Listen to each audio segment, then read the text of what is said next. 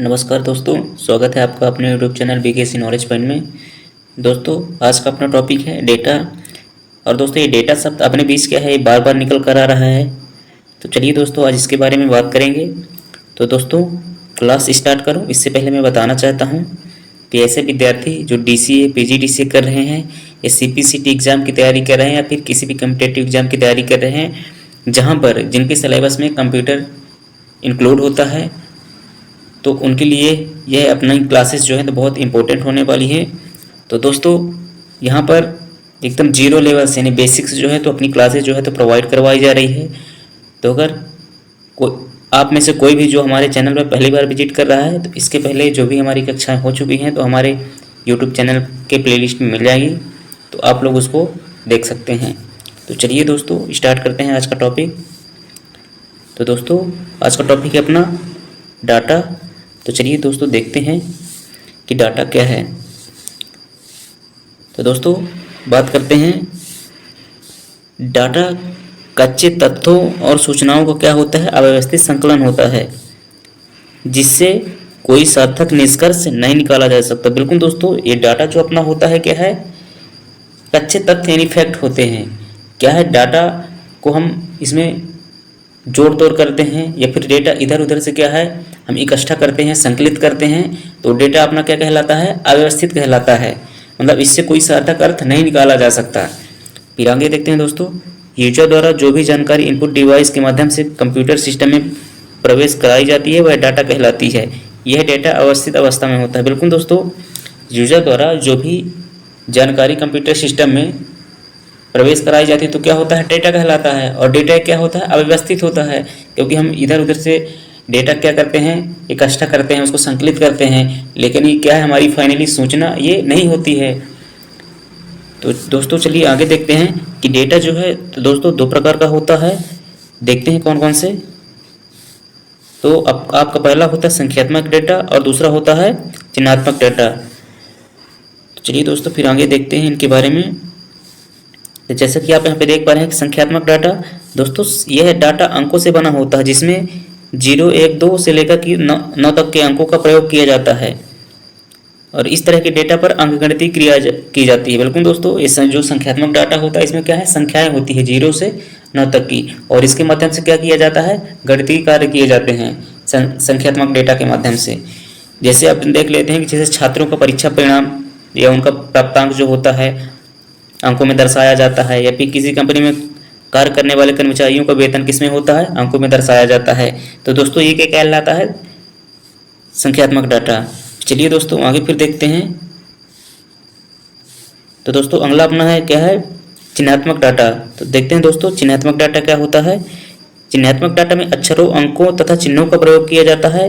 इसमें अंकगणितीय क्रियाएं नहीं की जा सकती, पर इनकी तुलना की जा सकती है। बिल्कुल दोस्तों, चिन्हात्मक डेटा में क्या होता है, इसमें अक्षर भी सम्मिलित होते हैं, अंक भी सम्मिलित होते हैं और चिन्हों का भी इसमें प्रयोग किया जाता है। मतलब इसमें तीनों चीज़ सम्मिलित होती हैं।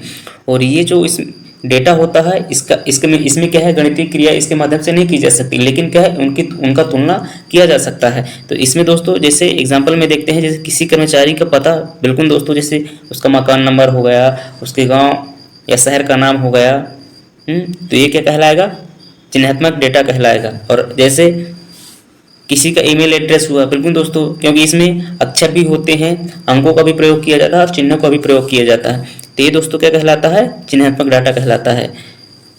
चलिए दोस्तों, आगे फिर देखते हैं। दोस्तों, जैसा कि आप यहाँ पे देख पा रहे हैं डायग्राम में, ये आपका डेटा है। तो दोस्तों, ये डेटा क्या होता है, आपका अव्यवस्थित डाटा होता है, यानी ये व्यवस्थित नहीं होता है।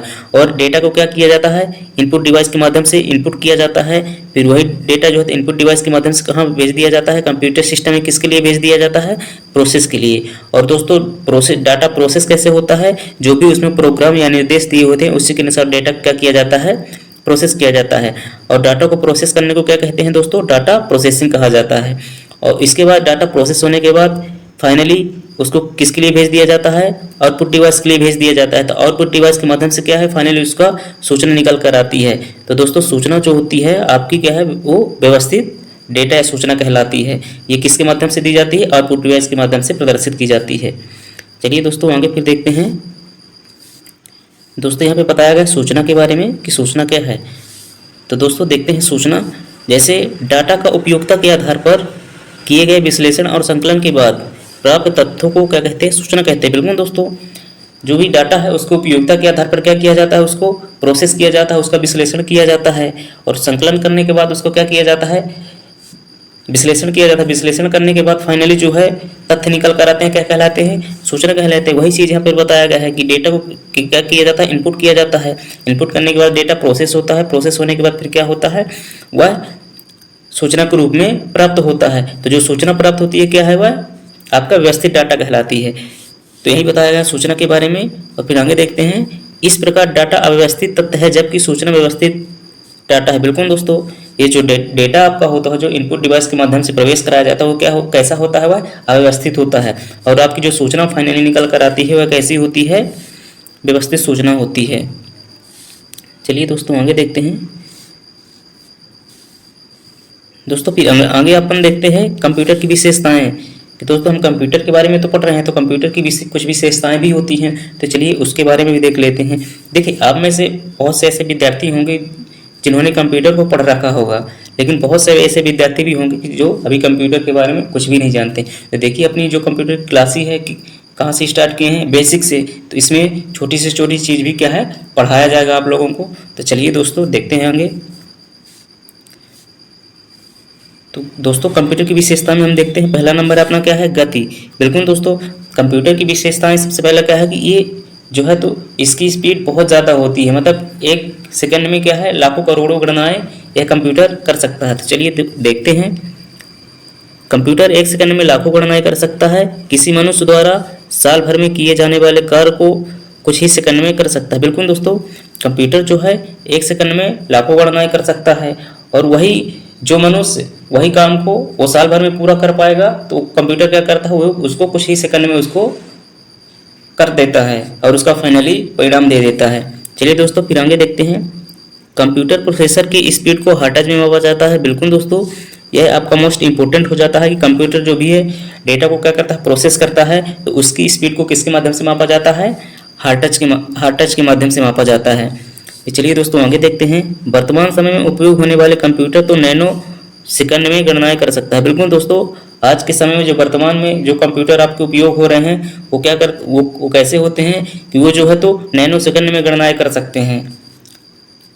फिर चलिए दोस्तों आगे देखते हैं, कंप्यूटर की गति को एक सेकंड में प्रोसेस किए गए निर्देशों की संख्या के आधार पर मापा जाता है। बिल्कुल दोस्तों, कंप्यूटर की जो गति है तो ये इसमें ये देखा जाता है कि एक सेकंड में कंप्यूटर जो है तो कितना प्रोसेस कर पाता है, कितने निर्देशों या संख्याओं को क्या करता है, प्रोसेस कर पाता है। तो इसकी जो है गति किससे मापी जाती है, प्रति सेकंड में प्रोसेस किए गए निर्देशों के आधार पर।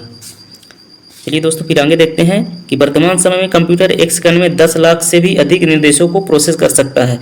बिल्कुल दोस्तों, और कंप्यूटर की गति को MIPS यानी मिलियन इंस्ट्रक्शन पर सेकंड के में मापा जाता है। बिल्कुल दोस्तों, वर्तमान में जो कंप्यूटर आते हैं वो क्या है, एक सेकंड में क्या कर सकते हैं, 10 लाख से भी अधिक क्या निर्देशों को क्या कर सकते हैं, प्रोसेस कर सकते हैं। तो जो है कंप्यूटर की गति जो होती है, जो वर्तमान समय में कंप्यूटर होते हैं उनको किस में मापी जाती है, मिलियन इंस्ट्रक्शन पर सेकंड में। दोस्तों पेपर में आपके इसका फुल फॉर्म पूछा जा सकता है, और ऐसे ही क्वेश्चन आते हैं कि जिससे पूछे जाते हैं, जैसे MIPS का फुल फॉर्म होता है तो मिलियन इंस्ट्रक्शन पर सेकंड। चलिए दोस्तों फिर आगे देखते हैं। तो दोस्तों अगला यहाँ पर निकल कर आता है शुद्धता यानी एक्यूरेसी। तो दोस्तों चलिए समझते हैं शुद्धता के बारे में। तो दोस्तों कंप्यूटर कठिन से कठिन प्रश्न का भी बिना किसी त्रुटि के सही परिणाम देता है। बिल्कुल दोस्तों, कंप्यूटर क्या करता है कि बिना किसी गलती के किसी प्रश्न का क्या करता है, उसका परिणाम देता है, उसमें कोई गलती नहीं करता। इसमें शुद्ध निर्देशों एवं आंकड़ों के द्वारा त्रुटिविहीन सूचनाएं प्राप्त होती है। बिल्कुल दोस्तों, इसमें सूचनाएं गलत प्राप्त तब होती हैं जब उसमें निर्देश प्रोग्राम ही गलत तरीके से डाले गए हैं। लेकिन अगर उसमें निर्देश प्रोग्राम सही है तो ये कंप्यूटर सिस्टम क्या करेगा, जानकारी भी आपको शुद्धता के साथ देता है। चलिए फिर आगे देखते हैं, प्रोग्रामर द्वारा गलत प्रोग्राम बनाने के कारण कभी कभी कंप्यूटर गलत सूचनाएं देता है। बिल्कुल दोस्तों, अगर जो भी प्रोग्राम होता है अगर उसमें प्रोग्राम ही वो गलत तरीके से बना दिया तो स्वाभाविक है कंप्यूटर क्या है, गलत परिणाम देगा। परंतु इसके द्वारा किए गए परिणाम सदैव शुद्ध व सही होते हैं। बिल्कुल दोस्तों, इसमें गलती तो दो तरह से हो सकती है दोस्तों, या तो प्रोग्रामर द्वारा गलत प्रोग्राम उसमें डाला गया है, या फिर यूजर द्वारा ही डेटा ही गलत डाला जा रहा है, तो क्या है कंप्यूटर उसमें त्रुटि पूर्ण जानकारी देगा, उसमें त्रुटिविहीन जानकारी नहीं दे सकता।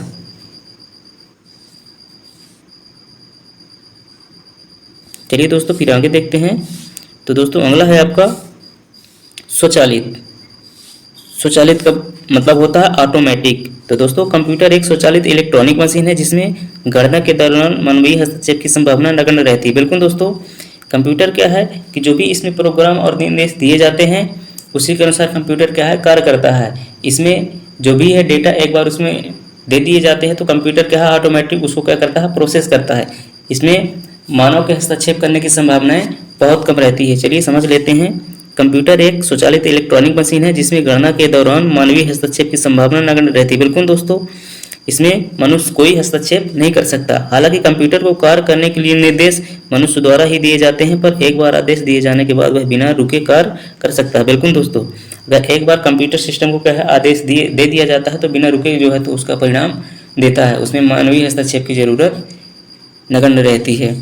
चलिए दोस्तों फिर आगे देखते हैं। दोस्तों अगला है आपका सक्षमता। तो देखते हैं दोस्तों, एक मशीन होने के कारण कंप्यूटर पर बाहरी वातावरण का कोई प्रभाव नहीं पड़ता है। वह किसी भी कार्य को बिना रुके लाखों करोड़ों बार कर सकता है।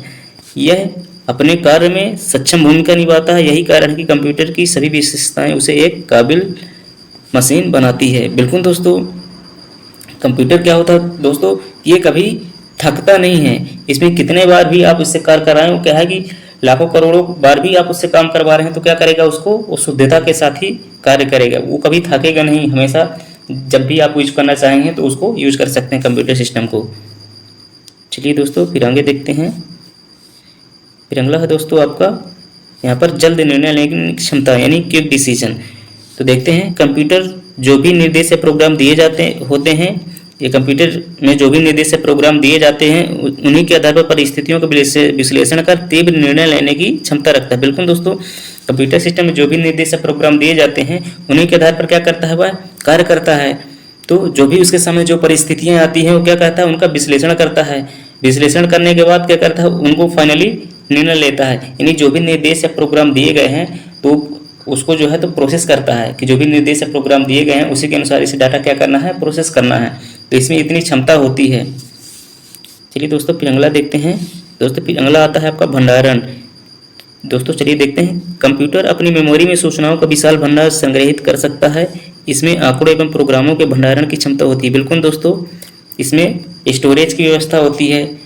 मेमोरी जो होती है क्या करती है, डेटा सूचनाओं को संकलित करके यानी व्यवस्थित करके उसको क्या करती है, संग्रहित करती है। तो मतलब इसमें कंप्यूटर में ये भी क्षमता होती है कि जो भी यूजर द्वारा डेटा दिया जा रहा है उसको प्रोसेस करने के बाद कंप्यूटर में क्या कर सकते हैं, उसको लंबे समय तक के लिए स्टोर करके रखा जा सकता है। फिर आगे देखते हैं। कंप्यूटर के बाह्य तथा आंतरिक संग्रहण माध्यमों हार्ड डिस्क, CD रोम आदि में डेटा और सूचनाओं का संग्रहण किया जा सकता है। बिल्कुल दोस्तों, कंप्यूटर में जो भी आंतरिक मेमोरी होती है जैसे हार्ड डिस्क, CD रोम होगा, इसमें क्या किया जाता है, सूचनाओं को लंबे समय तक के लिए स्टोर किया जा सकता है। तो दोस्तों ये रही आज की क्लास। तो दोस्तों आज की क्लास कैसी लगी, अगर पसंद आई हो तो लाइक करें और कमेंट करके ज़रूर बताएं कि आपको क्लास कैसी लगी। और दोस्तों आप में से अगर कोई हमारे चैनल पर नया है तो चैनल को सब्सक्राइब कर लें और बेल आइकन की घंटी को ज़रूर प्रेस कर दें ताकि हमारे द्वारा जब